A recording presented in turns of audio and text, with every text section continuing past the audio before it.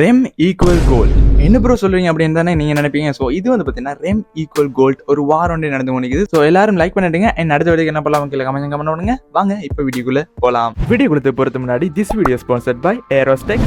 இப்போ வந்து பார்த்தீங்கன்னாக்க நான் ஃப்ரீலான்சரா ஃபைவர்ல ஒர்க் பண்ணி கொண்டிருக்கிறேன். புதுசாக தான் ஆரம்பிச்சிருக்கேன். என் தம்ப்நெயில் டிசைனிங் இப்போ ஆரம்பிச்சிருக்கேன். ஸோ $5 $50 போய் நிற்குது. உங்களோட வீடியோக்கான வியூவர்ஸ் அதிகரிச்சு கொடுத்துக்கு இது ஒரு யூஸ்ஃபுல்லான ஐடியாவாக இருக்கும். ஸோ மறக்காம எல்லாரும் செக் அவுட் பண்ணி பாருங்க.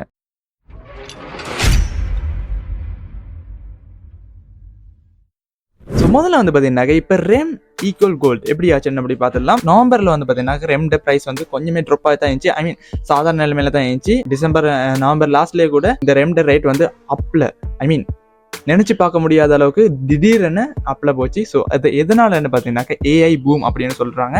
இதுக்கான காரணம் என்னன்றத இந்த வீடியோவில் பார்க்க போறோம். ஸோ இதுக்கான காரணம் அப்படின்னு பார்த்தீங்கன்னாக்க இப்போ ஏஐ கம்பெனிஸ் வந்து பார்த்தீங்கன்னா இந்த ரெம் காண்டி அவங்க வந்து இப்போ ரெம் பிராண்ட்ஸ் கோசையா வெஞ்சன்ஸ் எடேட்டா எட்லிங் இந்த மாதிரி பிராண்ட்ஸ் கிட்ட இருந்து அவங்க காசு கூடுதலாக கொடுத்து அவங்களோட கம்பெனிஸ்க்காண்டி வாங்குறாங்களாம். இந்த ஏஐக்காண்டி ஏஐ அந்த டிசைன் பண்ணதுக்காண்டி நிறைய பெர்ஃபார்மன்ஸ் உள்ள பிசிஸ் அண்ட் கிராஃபிக் கார்ட்ஸ் வந்து ரெம் கூட நிறைய தேவைப்படும். ஸோ அதனால தான் சொல்றாங்க. அண்ட் இது வந்து பார்த்தீங்கன்னா DDR5 ரேம் தான் அவங்களுக்கு போய் வேணும் இருக்குது. ஆனா DDR4 வந்து பாத்தீங்கன்னா இதுல ஸ்டாக்ஸ் உற்பத்தியை குறைச்சிட்டாங்க அப்படின்னு சொல்றாங்க. ஸோ ஏன் குறைச்சாங்க அப்படின்னு தான் பார்க்க போறோம். ஸோ முதல்ல வந்து இந்த DDR5 மார்க்கெட்டுக்கு வராம DDR5 மட்டும் இல்ல எல்லாருமே கூட தான் மார்க்கெட்டுக்கு வராம ஏன் அவங்களோட கம்பெனிஸ் போகுது அப்படின்னு தான் பார்க்க போறோம். ஏன்னு பார்த்தீங்கன்னா இப்ப முன்னைய 2026 அப்படி என்ன போச்சாலுமே ஏஐட தாக்கம் மிச்சமே கூடுதலாக தான் நடந்து கொண்டிருக்குது. ஏஐ எல்லாரும் பாய்க்க ஆரம்பிச்சிட்டாங்க. ஈவன் இந்த யூடியூபை கூட ஏஐல தான் நடத்துறாங்க ஏஐ போட்டை வச்சு. ஸோ அதனால இதுல விலை மதிப்பு எங்க போய் நிற்குமெண்டே தெரியல. என்ன அவ்வளோ பெரிய உற்பத்தியும் பண்றாங்க இல்ல ஒரு டிமாண்ட் ஆகுதுன்னாக்க அதுல உற்பத்தி அதிகரிச்சா கூட அவங்களுக்கு அந்த டிமாண்டை குறைக்கலாம். ஆனா இவங்க அதை பண்ண மாட்டாங்க. என்ன அவங்களுக்கு நிறைய காசு வருது. அப்படி பார்க்க சொல்ல இந்த ஏஐ காண்டி தான் இந்த DDR5 கொடுக்காங்க. ஆனா DDR4 என்ன ஆச்சுன்னு பார்த்தீங்கன்னா அதுல உற்பத்தியை குறைச்சிருக்காங்க. DDR4 ஏன் உற்பத்தியை குறைக்கணும்? சின்ன மார்க்கெட் வந்து பார்த்தீங்கன்னாக்கா உற்பத்தியை கூட்டி அதே விலைக்கு விற்கலாமே தானே அப்படின்னு நீங்க யோசிப்பீங்க. ஆமா நானும் தான் யோசித்தேன்.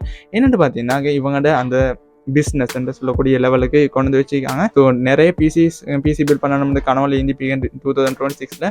ஆனால் அது பண்ண முடியாமல் போச்சு. ஈவன் எனக்கு கூட என்னென்னு பார்த்தீங்கன்னா என் பிசியை நான் விற்றுட்டு புதிய பிசி வந்து பில்ட் பண்ணலாம்னு நான் நவம்பரில் நினச்சிருந்தேன். பட் ஆனால் போச்சு. ஏன்னா அவ்வளோக்கு ப்ரைஸ் அப் ஆயிடுச்சு தான் சொல்ல வரேன்.